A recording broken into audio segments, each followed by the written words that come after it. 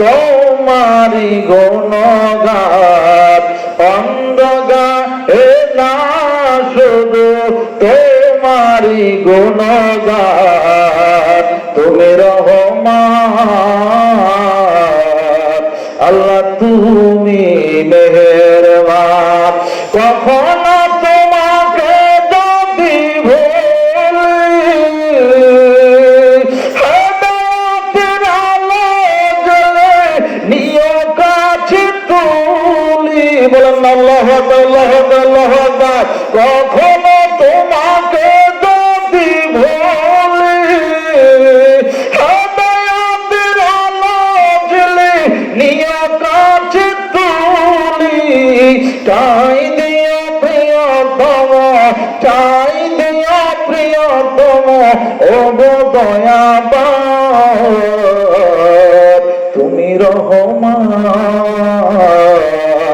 তুমি মেহেরবান, বলেন না তুমি রহমান, তুমি মেহেরবান। ঠিক না বে ঠিক বাবা? আরো জোরে আওয়াজ দিয়ে বলেন ঠিক না বে ঠিক? আল্লাহ তো কুরআনুল কারীমের মধ্যে 114টা সূরার মধ্যে একটা সূরা সূরাতুর রহমান, সুবহানাল্লাহ বলে কোন, আরো জোরে বলবেন না সুবহানাল্লাহ? 114টা সূরার মধ্যে একটা সূরা, এই সূরাটার নাম আমার আল্লাহ দিলেন সূরাতুর রহমান। সুবহানাল্লাহ বলে বলেন। রহমান অর্থ কি? আরে রহমান অর্থ কি? পরম দয়াময়, ঠিক না বেঠি? আল্লাহ তো রহমান নিজেই একটা নাম দিয়ে দিলেন। আমার বাবারা, আমার বন্ধুরা, এই যে আমরা যারা মাহফিলে এসেছি, যারা মাহফিলে আয়োজন করেছে এবং যারা মাহফিলে আসবে, এমন কোন মানুষ আসেননি বলবেন হুজুর আমি আমার জিন্দেগিতে কোনো গুনাহ করি নাই, এমন কেউ আসেননি? আরে কতক্ষণ আসেননি? এই যে আমার ভাইয়ের মাশাআল্লাহ সিরাতে শুরুতে দাঁড়িয়ে টুপিয়ে জুব্বায়ে দেখতে শুনতে আলেমের মতো, আলহামদুলিল্লাহ করে বলেন না? এরপরও কি বলতে পারবেন আপনি আমি কোনো গুনাহ করি নাই? আমি যে বিভিন্ন জায়গায় আপনাদের দোয়ার বরকতে বাংলাদেশের বিভিন্ন জায়গায় এমন কোন জেলা নাই, এমন কোন জেলা নাই যে জেলায় আল্লাহ আমারে নেয় নাই। এরপরও কি আমরা কেউ বলতে পারবো যে আমরা কোনো গুনাহ করি নাই? এমন কোন মানুষ নাই রে বাবা, আমরা কোনো গুনাহ করি নাই, আমরা কোনো গুনাহ করি নাই, এমন কোন মানুষ নাই বলতে পারবে।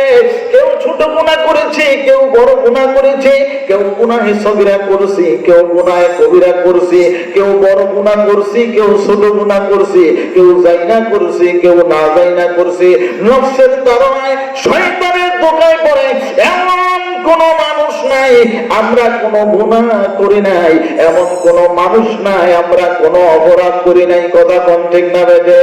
আমরা প্রত্যেকটা মানুষই গুনাহ করেছি, আমরা প্রত্যেকটা মানুষই অন্যায় করেছি, আমরা প্রত্যেকটা মানুষই অপরাধ করেছি। আমার নবী ডাক দেয়া বলে আদম আলাইহিস সালাম সৃষ্টি করার 4000 বছর পূর্বে, কত? 4000 বছর পূর্বে আদম নবীর সৃষ্টি করার 4000 বছর পূর্বে আমার আল্লাহ পাক রব্বুল আলামিন আরশে আজিমের চতুর্পাশে তওবা নামক একটা দরজা রেখে দিয়েছে। সুবহানাল্লাহ বলবেন না? না লোক কম দেখে বলতে মনে চায় না? আর একটু জোরে বলেন না সুবহানাল্লাহ? হাদিস শরীফের মধ্যে আছে আমার নবী ডাক দিয়ে বলেন কেউ যদি একবার সুবহানাল্লাহ বলে আকাশ থেকে জমি পর্যন্ত যে ফাঁকা জায়গাটুকু আছে একবার সুবহানাল্লাহ বলতে দেরি এই ফাঁকা জায়গাটা নেক দিয়া ভরপুর করিয়া দিতে দেরি করে না।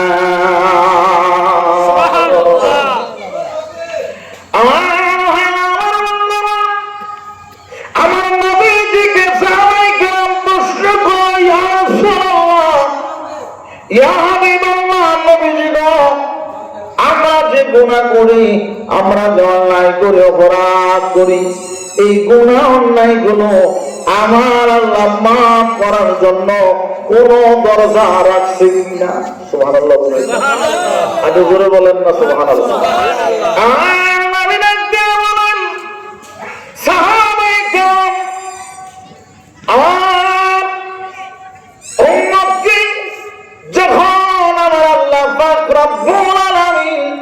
আমারে নবী বানাইলো, তখন আমি আমার উম্মতের নিয়ে চিন্তা করছি, ইয়া রাসূলুল্লাহ, ইয়া হাবিবাল্লাহ, নবী কি চিন্তা করছেন? আমি চিন্তা করছি আমার উম্মতের তওবা আল্লাহ কবুল করবেন, আমার উম্মতের গুনাহ আল্লাহ মাফ করবেন, এই চিন্তাটা আমি করছি। আমি নবী যখন চিন্তিত, তখন আমার আল্লাহ পাক রব্বুল আলামিন জিবরাইলকে পাঠিয়ে দিলেন। আল্লাহু আকবার, জোরে বলেন, আরো জোরে আওয়াজ দিয়ে বলেন না আল্লাহু আকবার। জিবরাইলকে পাঠিয়ে দিলেন। আমার বন্ধু বড় চিন্তিত, আমার বন্ধু বড় পেরেশান, আমার বন্ধুর কাছে যাও। জিবরাইল নবীর কাছে এসে বলে, ইয়া রাসূলুল্লাহ, ইয়া হাবিবাল্লাহ, আপনি যে বড় চিন্তিত, আপনি যে বড় চিন্তিত, ইয়া রাসূলুল্লাহ, ইয়া হাবিবাল্লাহ, কেন আপনি চিন্তিত? আল্লাহ বলছেন আপনাকে জিজ্ঞাসা করার জন্য। সুবহানাল্লাহ, আল্লাহ বলছে আপনাকে জিজ্ঞাসা করার জন্য। আপনি চিন্তিত কেন? আপনি পেরেশান কেন? আমার নবী ডাক দিয়া বলেন, আমি দেখেছি আর অনেক উম্মতেরা গুনাহে জর্জরিত, গুনাহে লিপ্ত, আমি এদের নিয়ে বড় চিন্তিত। এরা যে এত গুনাহ করছে, এরা কি তওবা করলে আল্লাহ তওবা কবুল করেনি? অন্যান্য নবীদের আমলে, অন্যান্য নবীদের সময় কোন ভুল করছে সাথে সাথে আকাশ থেকে গজব চলে আসছে, অন্যায় করছে সাথে সাথে গজব চলে আসছে। কিন্তু একমাত্র মুহাম্মদ সাল্লাল্লাহু আলাইহি সাল্লামের উম্মত যখন কোনো গুনাহ করে, যখন কোনো অপরাধ করে, যখন কোনো অন্যায় করে, সাথে সাথে গজব আসে না, সাথে সাথে আযাব আসে না, একটু অপেক্ষা করে। এই অপেক্ষাটা কেন করে?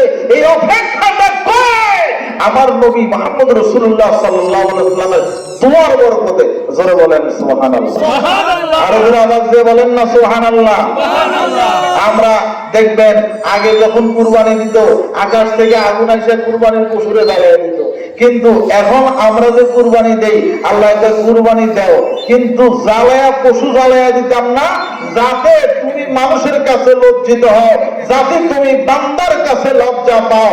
আমি আল্লাহর কাছে গোপনে যদি গুনাহ করার পরে মাফ চাও, আমি আল্লাহর কাছে গোপনে যদি গুনাহ করার পরে ক্ষমা চাও, আমি আল্লাহ তোমাকে মাফ করে দেব। সুবহানাল্লাহ, জোরে বলবেন না বাবা সুবহানাল্লাহ। আমার বাবারা, আমার বন্ধুরা, কথাটা বলতে চাইছিলাম, আমার নবীর কাছে জিবরাইল আসলো। জিবরাইল আল্লাহর কাছে গেল, যাওয়ার পরে আবার জিবরাইল নবীর কাছে আসছে, ইয়া রাসূলুল্লাহ, ইয়া হাবিবাল্লাহ, আপনার জন্য একটা সুসংবাদ আছে। সুবহানাল্লাহ, আরে নবী সুসংবাদের কথা শুনে খুশি না? নবী উম্মতের জন্য বড় পেরেশান, নবী উম্মতের জন্য বড় চিন্তিত। আমার জিবরাইল আয়েশা যখন বলে, ইয়া রাসূলুল্লাহ, ইয়া হাবিবাল্লাহ, আপনার জন্য সুসংবাদ, নবী ডাক দিয়া বলে, ও জিবরাইল, কি সুসংবাদ নিয়ে আসছো? কি খবর নিয়ে আসছো? জিবরাইল ডাক দিয়া কয়, ইয়া রাসূলুল্লাহ, ইয়া হাবিবাল্লাহ, আল্লাহ বলছে আপনার কোন উম্মত যদি গুনাহ করে, গুনাহ করে 1 বছর লাগবে তার তওবা কবুল করতে। 1 বছর আগে তওবা করতে হবে, তাইলে তার গুনাহ আল্লাহ মাফ করবে। আমার নবীর মনটা বড় বেজার হয়ে গেল। আমার নবী কই, না জিবরাইল, মানি না, মানি না, মানি না। আল্লাহর কাছে তুমি আবার যাও, যাই আমার সালাম দিবা। নবীর কথায় জিবরাইল আবার আল্লাহর কাছে যায়, আল্লাহ তোমার বন্ধু কই, মানি না। আল্লাহ কই, যাও, 1 মাস সময় দিলাম। সুবহানাল্লাহ, কয় মাস? কয় মাস? আর বলে বলেন কয় মাস? আল্লাহ কয়, যাও, 1 মাস সময় দিলাম, 1 মাসের মধ্যে তওবা কবুল করব। নবীর কাছে যখন আয়েশা বলল, নবী ডাক দিয়া বলে, ও জিবরাইল, আমার উম্মতের হায়াত কখন স্ট্রোক করে, কখন হার্ট অ্যাটাক করে, কখন কোন সমস্যা হয়ে যায়, 1 মাস সময় আমার উম্মত নাও পাইতে পারে। ঠিক কিনা বাবা? আরো জোরে আওয়াজ দিয়া বলেন, ঠিক না রে? আমরা 1 মাস সময় নাও পাইতে পারি। এমনও শোনা যায় মাহফিলের দাওয়াত দিছে, এমনও শোনা যায় মাহফিলের দাওয়াত দিছে, কিন্তু মাহফিলে যায় দেখি